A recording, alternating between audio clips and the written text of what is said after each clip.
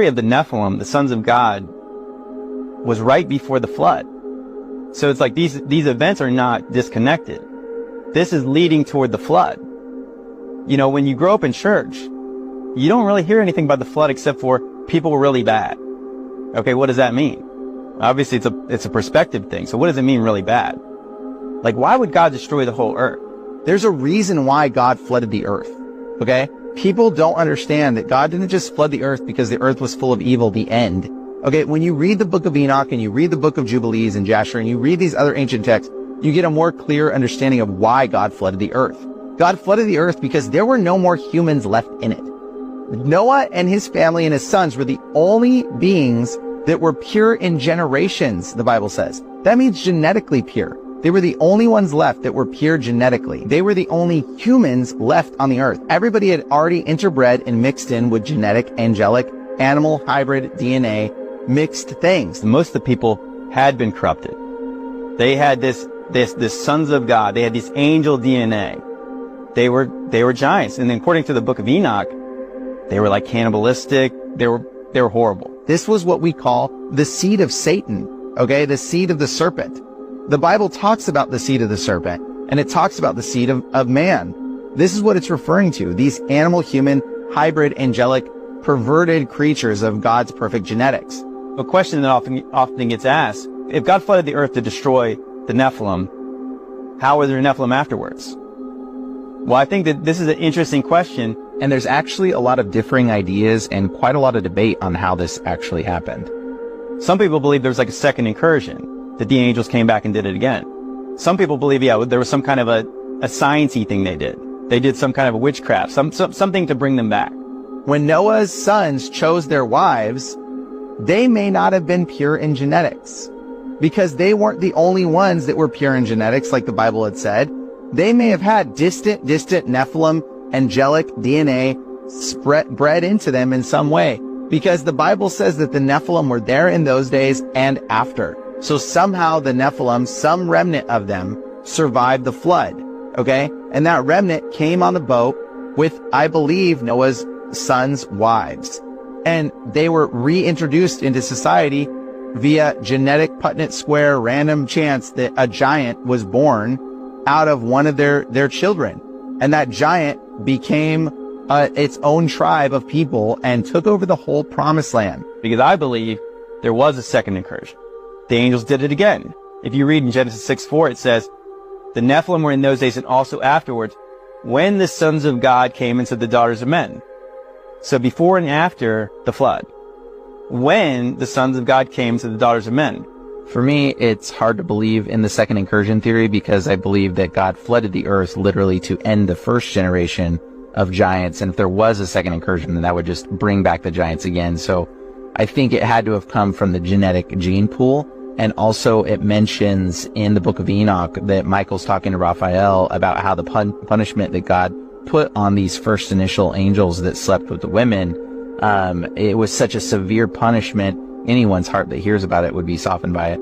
And basically that no man nor angel shall ever partake in their portion of judgment or punishment again. And also mentions whose reins are not troubled, meaning like it will change your direction, knowing this punishment was so severe for these angels that no angel would ever do it again. However, I do believe there is attempts to try to recreate the fall, and I think a lot of satanic practices are just that. They're trying to entice angels to sleep with women again, and a lot of these satanic rituals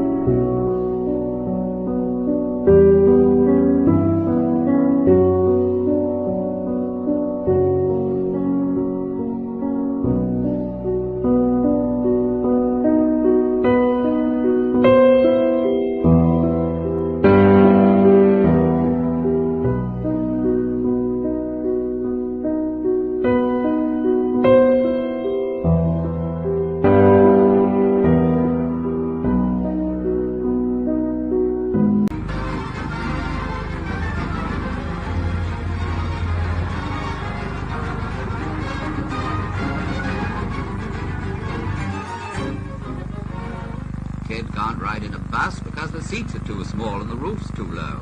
Can't eat out because... Give her a big hand is an expression that has only one meaning for a 26-year-old.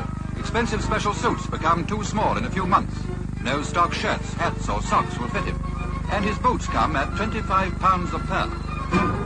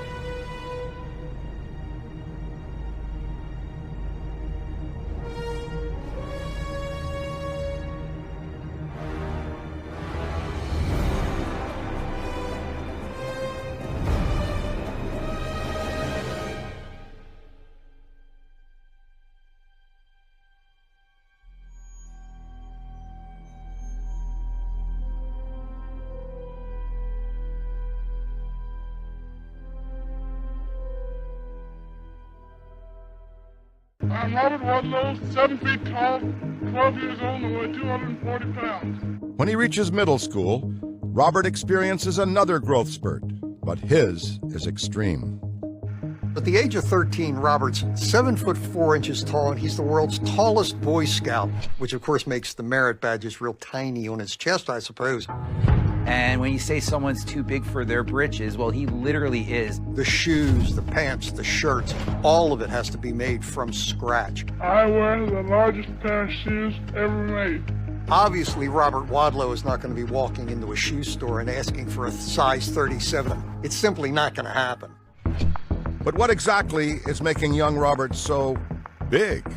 Robert Wadlow has gigantism, which is almost always caused by the pituitary gland constantly resupplying the body with growth hormone. He never, ever, ever, ever, through his whole life, stops growing. By the time he's 22, Robert reaches an astonishing 8 feet 11 inches. That's taller than Andre the Giant by 1.5 feet. The tallest players ever to play in the NBA are 7'7". So he dwarfs the tallest persons ever to play in the NBA.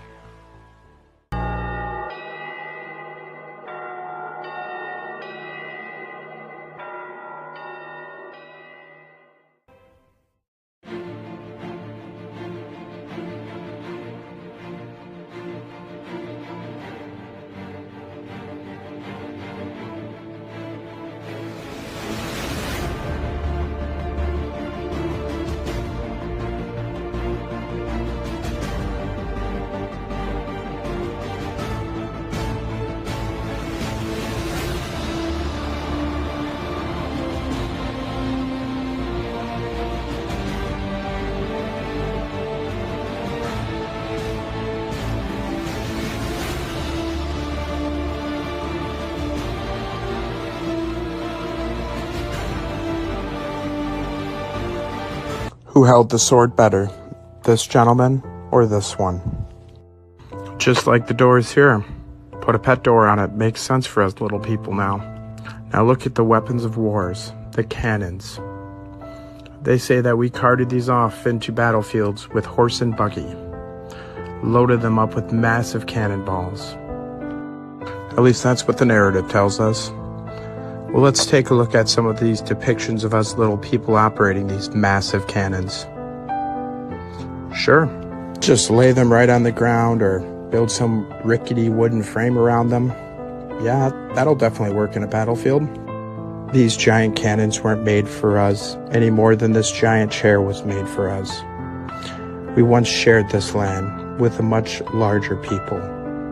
Question everything, friends. Not very long ago, we can see what appears to be a giant humanoid figure inside of a cave in Mexico in Cabo San Lucas.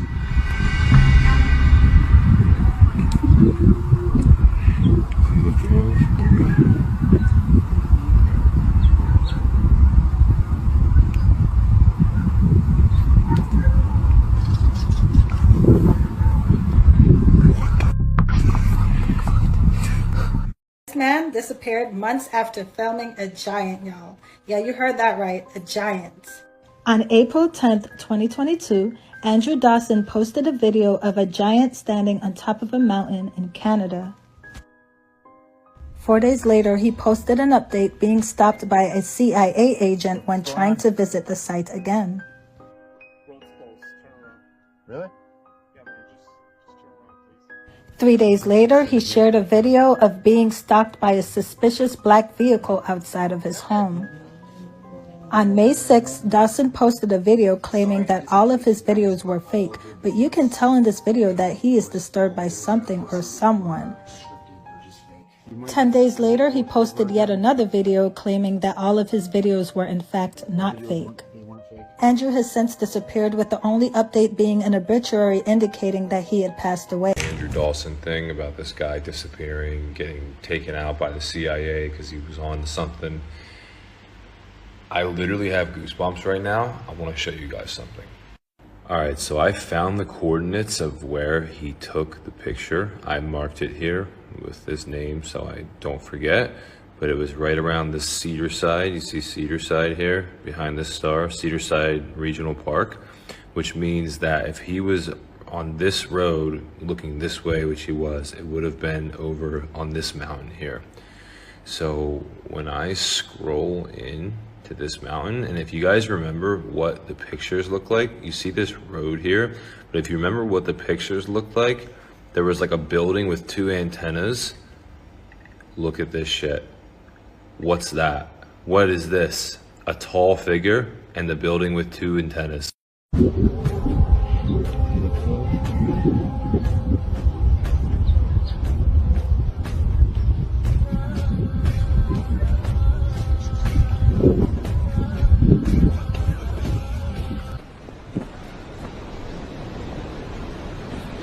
look. Disappear into a magical doorway within the rock face here at the Giant's Causeway. Right, I believe we have some footage that has been taken on a mobile phone. Let's have a look at it. Look, look.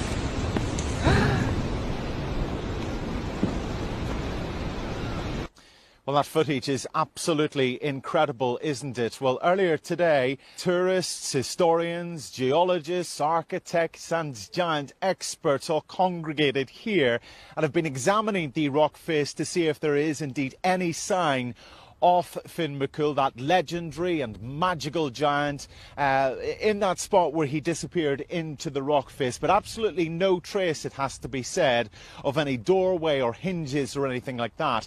But there was the unmistakable sound of snoring coming from within the mountain. That's right, snoring from within the mountain. So it would seem possibly plausible that the legend... Secret doors were hidden in plain sight. This is proof.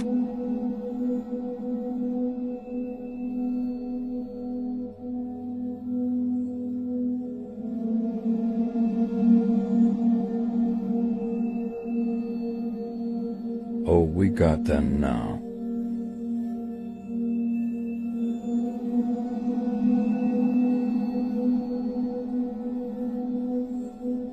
What are they going to say about this now?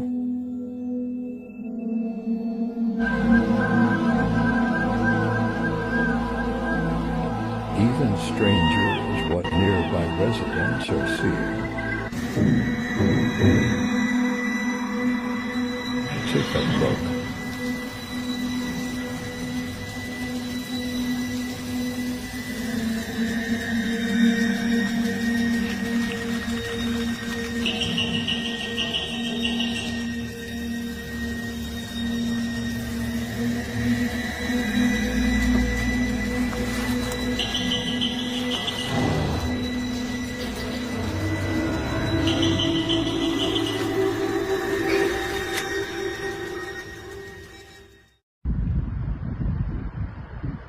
So there it is, Nephilim door.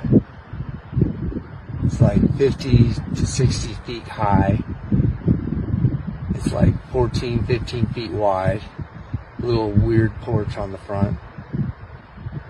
Stunning. Here we are in the Canyonlands, near where the Citadel was discovered in the Grand Canyon. And here you go.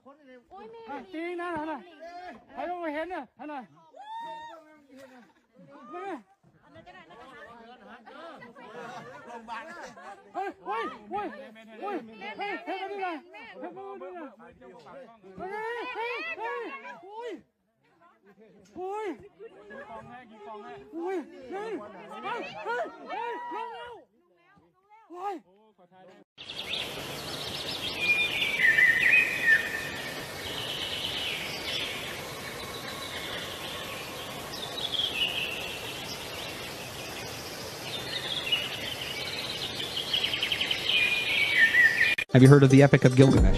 So this is a statue of Gilgamesh. All the carvings, they all look the same. This is how he looked. The tomb of Gilgamesh was supposedly discovered in Iraq. There's a big conspiracy theory around this. So in 2003, there was this big announcement. Scientists found what they believed to be the tomb of Gilgamesh. Gilgamesh stood 17 feet tall.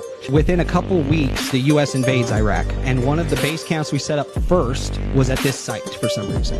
There were locals around the area that said they saw the American soldiers digging. There was also a museum that was completely raided. Not only that, they left behind gold, things that looters take. So what did they take?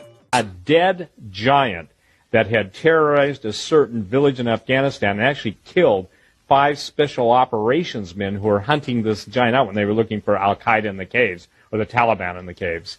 And the story went, and this is a man who was charged with taking the carcass. He was to fly it from Bagram Air Force Base to Mannheim Air Force Base in Germany. And by the way, I saw him face to face. He proved he was who he said he was. There are certain things I don't tell people about giants because that's the only way I can see if they're just recycling information off the internet. He passed every test with flying colors. He even told me the pallet number that fits in a C-130. It had a numerical designation, I think like an L8 or something pallet. That may not be it. I've written about that, by the way. I've actually posted that entire letter in my book, Long Walkers. But the gist of it is, you have a skeptic until he hears the story. This giant was supposedly 12 feet tall. He was in an embryo position on a pallet. He was brought in under security and top secret. The pilot and his co-pilot and everybody was, any cameras and camera phones had to be taken off the airplane, and the only way they got to see was they lifted the tarp. And by lifting the tarp, he was horrified to see and to smell this thing.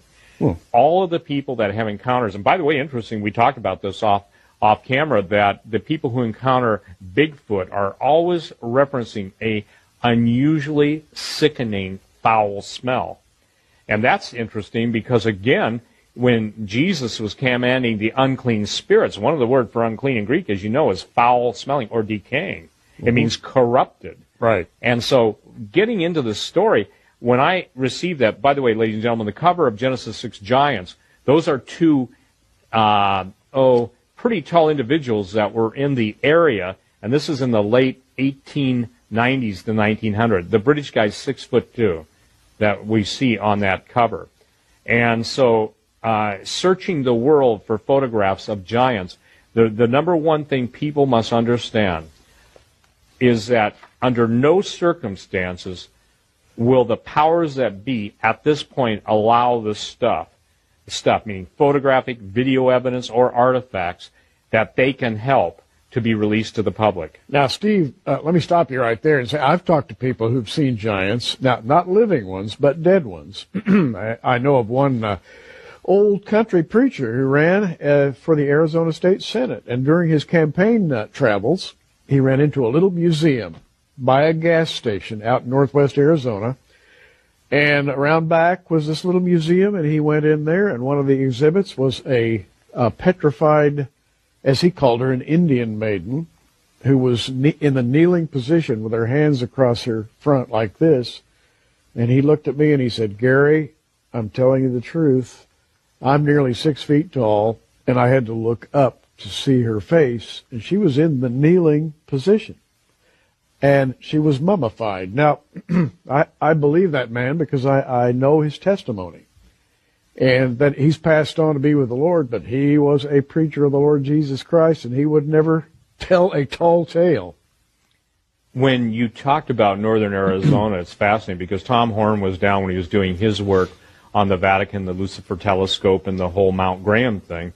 I had people in that same area, northern Arizona into southern Arizona, into Colorado, New Mexico, Utah, talking with the Native Americans who have a lot of stories to tell. But fascinating about the area that the preacher was referring to that you just shared the story on, that's in the position of a known stargate.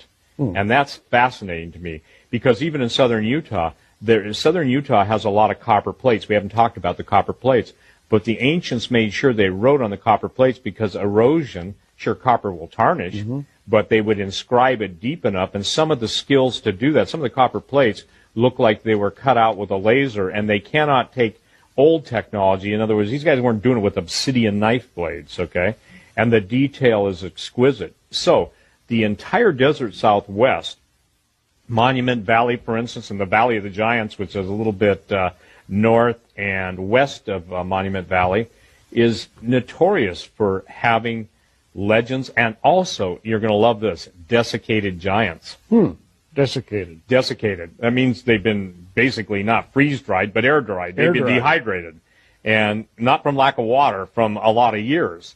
And on my website, Genesis6Giants.com, on the illustrations, you'll see a sketch that a gentleman who found a giant king and queen on thrones in a cave, desiccated. And the story, or the bylines was, he was supposed to tell me where they were at and let me come and see him. Because again, I want you to know that this is kind of like the ultimate validation and verification, not only of Genesis 6, but of how history is going to play out. If they showed up once before the flood, the fallen angels, they showed up after the flood, did the same thing. And people say, well, I don't believe there was a second incursion of angels. Ladies and gentlemen, where do you think Goliath came from? Where do you think Og, the king of Bashan, came from? And by the way, Goliath had 4 other brothers that were giants too. And that's why David took 5 smooth stones. The story of David fighting Goliath is wonderful, but David's mighty men, this is a great story, Yuri, and it's biblical. They wouldn't allow David to go out and take 4 on. So the mighty men of David took it on themselves to go and slay Goliath's giant brothers. Isn't that cool? It is. Now that's, Yeah. and notice this, they weren't jealous of David. And nowadays, they'd take it upon themselves to go and slay David, Right. because of jealousy and envy. It's so wonderful to see that history not only plays out again. So you spent a majority of your life studying ancient history. You know ancient history. You Sure. spent a majority of your life absolutely getting amassing voluminous amounts of data. And it seems like the goodness of the living God now, he's putting all those bits and pieces to us together so we can present a mosaic, you're going to love this word, mosaic of reality to his people so they can really know. Remember this, the Word of God teaches that there's nothing that's hidden that won't be made known or made manifest and revealed. And that goes for history, too. Now, you don't separate the idea of giants from the idea of fallen angels. It's really part and parcel, the same phenomenon. The fallen angels did something that they shouldn't have done. They left the place that they were originally designated to live because they saw greener pastures. And those greener pastures happened to be earth. They came, according to the scripture, and took earthly wives, which resulted in a genetically malformed offspring. And out of that come all of these stories about the giants. So we're really talking about a biblical narrative here. And you can't really separate the fallen angels from the giants. And today, Steve, and we've talked about this, you have not only giant creatures, you have the appearance of supernatural beings, of gigantism. That is to say, Bigfoot, whatever you want to call them, Sasquatch. The Indians talk about these things. Supernatural types of effects are still resounding through the earth because of the evil deeds of those fallen angels. We spoke at lunch, Gary, of the sounds that people have heard all over the earth. Yeah. That sound like everything from foghorns to gates clanging to some of the strangest sounds in the middle of the wilderness. There was some speculation on YouTube and on the internet. It went so viral so fast. I believe that when Tom Horn wrote his book, The Ahriman Gate, I believe that those were literally the sounds of the gates of hell opening. Because it was cacophonic, it wasn't symphonic. There's a difference, and the gratingness of it. It was something evil. We talked earlier, about the mourning and the sorrow. Right. But there's also something sound. It's kind of like the reaction someone gets when you put your fingernails, I don't have any, but you go down the blackboard. It makes you squirm. Yeah. Those noises were such a cacophony of irritation, okay, that the source of it couldn't be God, because, we hear the hark the herald angels sing, and the Hebrews we talked about too, that they teach that God literally sang the worlds into existence. Sound preceded light. God said, let there be light. Yeah. So the thing that's fascinating to me and why this is relevant is because if we're seeing the gates of hell opening, and just as in the days of Noah, I've spent 4 decades of my life, that's what, 2/3 of my life, trying to not only understand to the best of my ability, but help God's people understand that this is not a metaphor, or it wasn't poetic license of Jesus saying, it's just going to be like it was in the day of Noah. Most people think it rained and God put them in an ark just like he did Noah. It's way beyond that, because the thing is that we're told in Luke 21:36 to watch and pray, that we might escape those things that are coming upon the earth. Again, that word coming upon the earth. Right. And when I read or listened to parts of the book of Enoch, it talks about the fallen angels coming down and teaching the people weaponry, technology, how to farm, how to do all this stuff. Yeah. And then they slept with women and created Nephilim. And then in the book of Enoch, it said these were giant men. Their appetite could never be sustained or whatever. So they would start eating men. And so they're just like these evil giant creature men. But this Native American talked about in America, these star people came down and they taught the natives how to make bow and arrows and how to cultivate so farm it's and do all this story. stuff. And he says, and then these star people would sleep with the women of the tribe. These women would give birth to giants. These giants had red, long hair. He said they would eat the men of our village, or just the people. So we had to drive them out and kill them and stuff. I'm like, it's all lining up. What? talking about life in the mountains in Afghanistan. شیرخان صاحب ته ښې جوړې طبیعت هم ښه ده کور کې خیرات ده ملګري دوستان دی ښه ده چې ښې دا شیرخان دی له کوم ځایه کړی چې را پیدا دی که دا خو موږ یار ده نو ښه ډېر ښه کله خوا دې خوا ګرځو نو دا لږ اشتیا هم کم او مخکې هم کېدای شي تا ویډیو لیدلی وي ها هډوکو څه مشکل لري مشکل به یې حل شي چای درته راوړو شیرخانه شیرخانه نو که تا اشتیا کمه وي اشتیا دې زیاته کړو خو دا خو بیا قصه نور هم خرابېږي که نه نه اشتیا اشتیا خبره دور نه ده لکه ښه صحیح شو صحیح شو خوراک کې اوس څنګه یې تا خو ویلې چې خوراک مې صحیح نه ده دا یو چې خوراک ودي یو د هډوک کمزوري یو د دماغ کمزوري دماغ د المارو بیماري ده المارو ته المرو دې دا هډوک غټېږي چې د مزو راکړي ده دا هډوک دغه هډوک کمزوري کېږي بالکل دا پوره مسلکي ده ګوره بیا ما ته فون راځي وبه شي په زه ورسېدم ډېر ټسټونه یې کړي دي څنګه د حل لاره لري دا خو اصلا داسې ووایم چې اول د ده دا بدن چې کوم ده دا بدن په اصل کې د معمولي بدنونو سره فرق کوي دا خو ټول ویني چې دی حجم و قد و قیافه کې تغییر Why are they hiding this? Look at all these huge buildings in Italy. Do you actually believe normal humans built them? And why are there giant tombs in Italy that nobody speaks about? There's an unbelievable explanation for these huge structures, and it's going to shock you. The island of Sardinia was not just a home to ancient people, it was inhabited by giants. But here's what's crazy. In ancient texts, there are references to huge beings, which says, the giants walked the island and built massive stone towers. This is where things get scary. Hidden reports suggest gigantic human-like bones have been discovered in these tombs. Mainstream archaeology says these bones are the Nuragic people, but some believe they are the remains of an ancient race of giants. These giants are linked to a civilization called the Nuragics, which lived between 1900 and 730 BCE. They built the Nuragis, which are large stone towers, and the amazing giants' tombs. The giants' tombs, or tombe dei giganti, are megalithic graves found all over Sardinia even today. Local legends speak of giants having enormous strength and advanced knowledge. They constructed the Nuragis and other megalithic structures easily. But once these connections were discovered, the true story was buried to protect conventional history.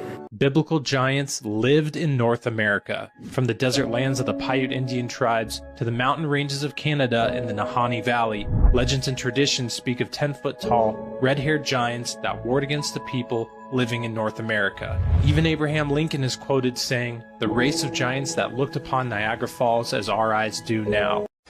Walk with me and I'll show you.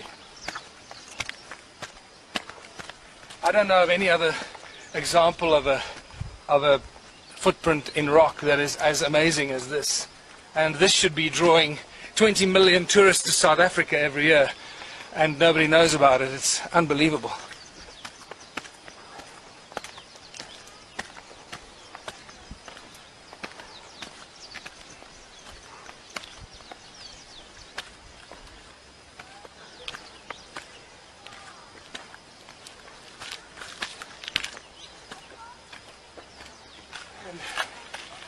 There we have it.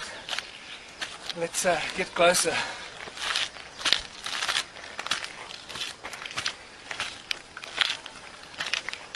Oh wow.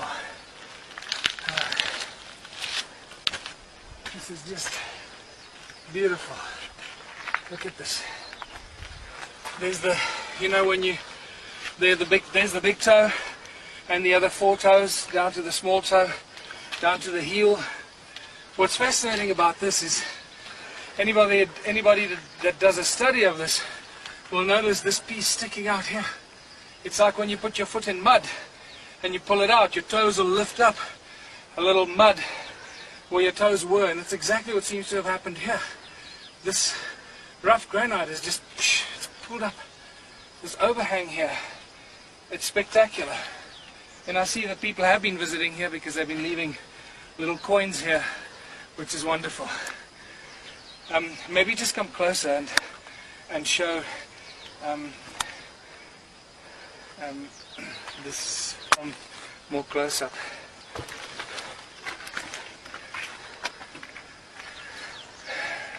Okay. Well, I don't know who else has filmed this, but I think we'll put this up for everybody to see, for everyone to really appreciate. This is a spectacular bit of human history. There were giants on Earth. Alright, so check it out. I'm sitting here going through fucking film, like old ass fucking, like real film. Dude, look at this Civil War footage and tell me what's wrong with it.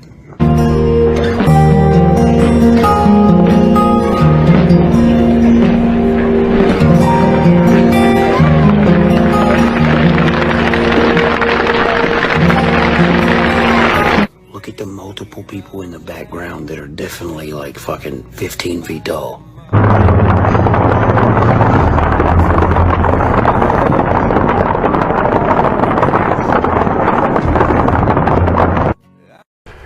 And this is where it gets somewhat unbelievable. He said there was a table 6 or 7 feet tall, a chair about 5 feet tall from where you're sitting, and on that chair was a giant red-headed male that, if I recall right, he said that his head was slouched down on the table and his head was resting on the table, and there was an old parchment there. On this old parchment, there were drawings of other caves in the Caballos, and in particular, he noticed that there was one cave that went from the Caballos all the way over to the San Andres, and he thought that was, he thought that was pretty strange. But then knowing about the Doc Noss store in Orange Swearingen, etc., he put 2 and 2 together. And Tim found an interesting object here, and I'm going to have him tell us the story. But first, Tim, tell me your name, and then tell me the story of finding this. Okay, I'm Tim Colress, and about 25 years ago, I was looking for the Gracia paintings, and I was looking around there and found this cave, and where the Indians were living in there. The roof was all black, and there was corn cobs in there, and then clearing the back of it, I found this, whatever it is, ceremonial. Looks kind of like a cane, but it's got, it looks like it's pretty old, and I didn't know if it was a cane for the little people that live in the superstitions or what it is. Maybe some of you readers know what it is. The last sighting of a little person was about 1.5 years, 2 years ago, by someone from the Bureau of Land Management. He was on horseback riding through here, checking out the interior, and what he saw angered him. He thought somebody let their little child run naked out in the interior, and he goes, who in their right mind would let a child run loose out here? And when he starts calling down to the thing, it takes off running from him, only to reappear again. But this time, he gets a better look at it, and he realizes this is no child. He's looking at it. He's got a good look at the face. It's got a wrinkled face, jagged teeth, and it's holding a little weapon in his hand like a spear. So at this time, he's not angry. Now he's frightened. He's looking at something. He knows it. He shouldn't exist. So now he's drawing his gun, and he's going down there towards it. And it ran into a labyrinth of rocks, and he spent a time looking for it, could never find it again. So these are just some of the stories that natives, including miners, even Jacob Waltz, had encounters in here that he could not explain at all. He said it was time that he would not sleep. He would go to sleep with his gun in his hand, because there were things happening out there that he couldn't understand that even frightened veteran miners like Jacob Waltz. For me, at the museum, I love these stories. I mean, I heard nothing but mining stories the whole time I was there. Then I started talking to some veteran miners, and I started talking to some of the Apaches. They feared these giants, and they feared these little people. They were nothing to be messed with. Apparently, they had superhuman strength. Now, you can imagine an ant can lift 100 times its own weight. These little things could too. They talked about them lifting up stones that would weigh hundreds of pounds that most humans couldn't even lift up. But yet these little trolls could lift them up with great ease and throw them at people. It's just one of these, I don't know where to go with this other than that this mountain it's always been fascinating. I think that's why there's such a big draw to this mountain. People from all over the world come here. They're either coming here looking for treasure, They're looking for gold, or they're trying to find out more of these stories of these giants and these little people. There's always been a big thirst of knowledge when it comes to this mountain, people wanting to know more and more. And the more you dive into this, the more it opens up about these stories in here, and they're just fascinating. Nephilim that live underground, for example, under Mount Hermon, under the Temple Mount in Jerusalem. They're very active in Area 51, at Neuschwanstein in Germany, also in Antarctica. And they're shapeshifters. And so Nephilim underground have more of their true shape. And I have a very dear friend that the Lord has just blessed me with friendship with her. She is from the royal bloodline, and she was a product of the Hitler Project. So she was birthed out of a conception ritual that involves so much darkness that there was this interplay with the spiritual forces of darkness in her very DNA. And so people that were born as a result of this conception ritual have a third strand in the DNA, and they're able to birth hybrids and Nephilim. So she's one of them. She's from South Africa, and it's not her real name, but she goes by Elle. And so she has experienced both birthing Nephilim, but also she had a Nephilim as her handler for parts of her life, and she experienced unspeakable torture. I mean, it's hard for her to even put words to it, because really as humans, we can't comprehend the level of torture. Some of that was underground, and so she saw this Nephilim in its true form.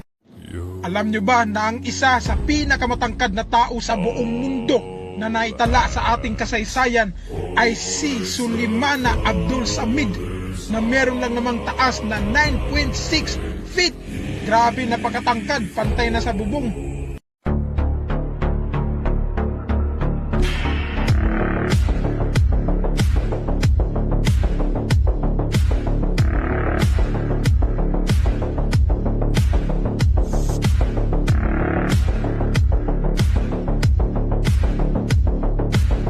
Can't be the only one that's seeing an overabundance of giant content on TikTok these days.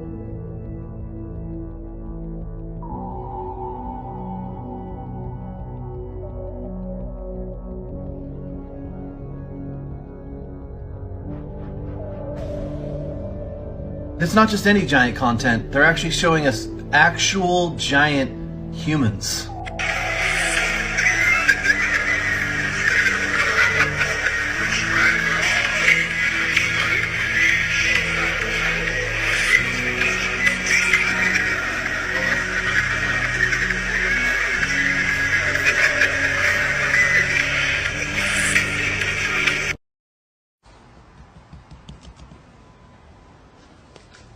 Oh, not little guy. Oh, big thick. There is a reason why the Book of Enoch was removed from the Bible.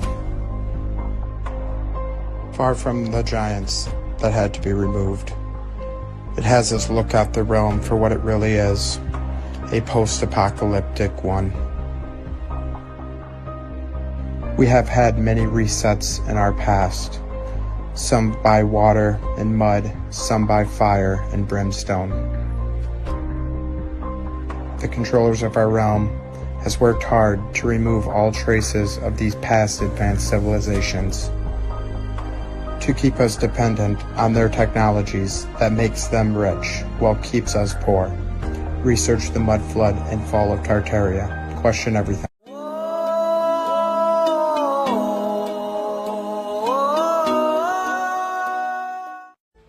Trees create hexagonal cell walls, not volcanoes. Just look at these cell walls of a tree. But they tell us what our own eyes see are just some ancient volcanoes, ancient hexagonal spewing column volcanoes, making remains that look exactly like trees. And it's not just the tree stumps that remain. You can find the evidence everywhere of this, scattered through the hills in the much smaller forests of today. Or we just build right on top of the tree stumps and don't even notice. But when you make the comparison, it's clear. We are but the ants, walking on the remains of a much larger past. They told you to reject the evidence of your eyes and ears. It was their final, most essential command. Think carefully about that line from 1984. It's essential for you to not know a thing about this realm we live in. For this prison, which its walls are built on the illusion of freedom, where the prisoners never see the bars on the cages, giving them the illusion of freedom. That is what our modern society is, an open-air prison, where the prisoners never see the bars on the cages. Keep us blind of our history, our true origins and true natures of this realm. Those are all of our invisible shackles. Question everything, friends.